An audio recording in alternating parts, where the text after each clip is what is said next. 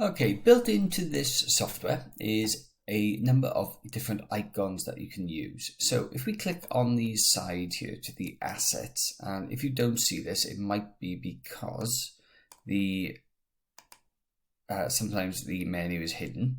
But if you expand this and then click the assets tab, you should then see something like this, where you've got graphics, pictures, page content, pages, settings, resource files. And you'll notice there's nothing in there by default, but if you click on the browse here, what will happen is it opens up an asset browser.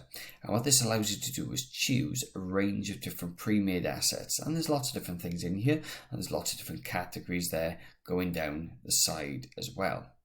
Now, when you are looking at something like this, you might want to, say, for example, choose one of these items and customize it. So as an example, we could choose this message box, or this one, or even this one. So just click on this one, and you'll notice it puts a tick next to it.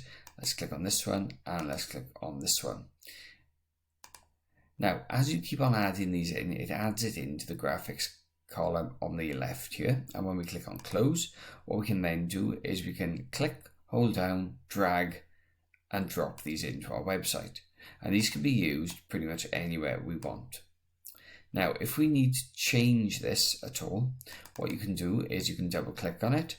There are hyperlink options, so you can make them into links, but you can also change the color of them by using the color slider, which is on the left-hand side.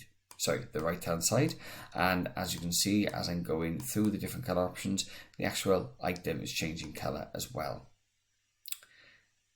If you ever want to get rid of these, you can either cut them and then they get removed, or we press the delete button. And if we did need to put it onto another page, if we just double click onto it to a completely different page, one preferably where we have some space, if we then right click in the gray area and click on paste, you'll notice then it will come over for us.